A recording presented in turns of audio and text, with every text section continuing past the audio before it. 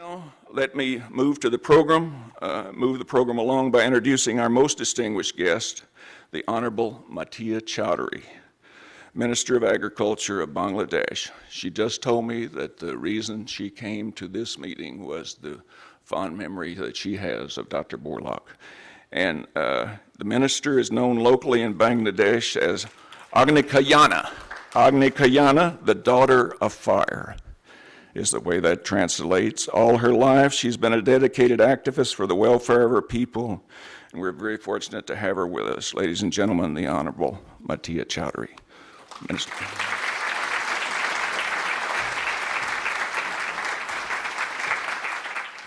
Good morning, ladies and gentlemen, and fellow agriculturists. It's a privilege for me to welcome you to the Borlaug Global Rust Initiative Technical Workshop and to have the opportunity to visit the University of Minnesota during my trip to United States. Perhaps I speak for many of you when I say that I feel like I am making a kind of pilgrimage in visiting the University of Minnesota with all of you who are so committed to the world food security. We come together to the agricultural and academic birthplace of the ideals of Dr. Normal E. Borlaug, and this campus is the birthplace of Green Revolution, a place of great moral and spiritual significance to all of us. Norman Borlaug is our hero. He was a hard-working man who worked tirelessly on behalf of poor people all over the world. Norman Borlaug contributed enormously to global food security, as we do in our culture, in mind when we make a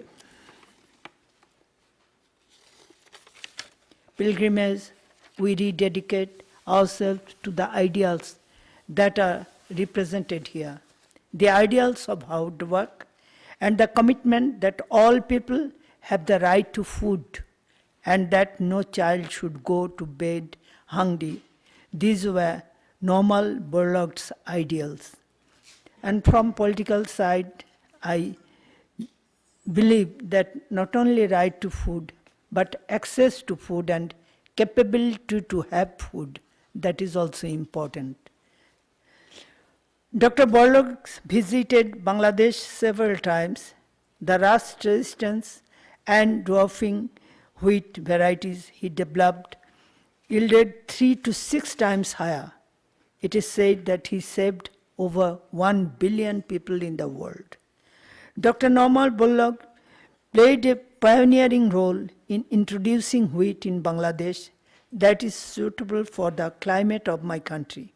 Many Bangladeshi agriculture scientists who were trained at CIMIT knew him.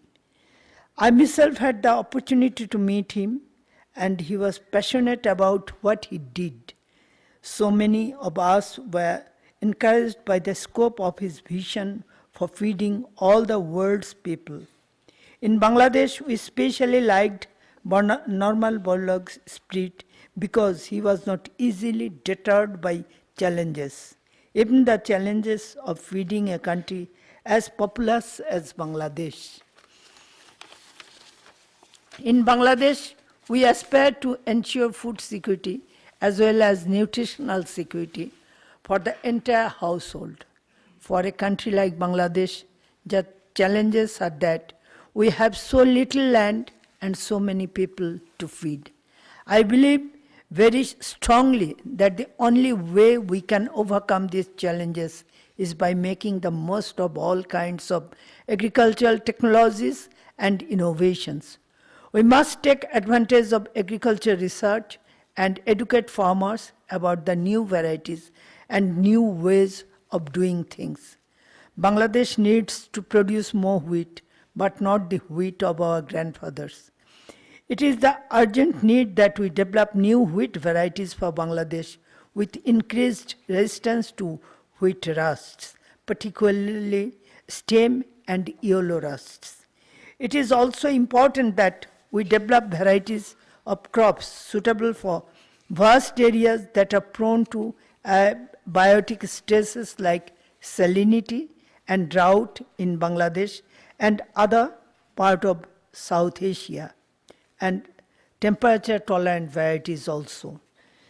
Bangladesh scientists needs to engage in intensive pre-breeding and breeding partnership with BGRI and University of Minnesota, Cornell University, CMIT, the USDA, and all the other partners here for focusing on mitigating the UG99 menace.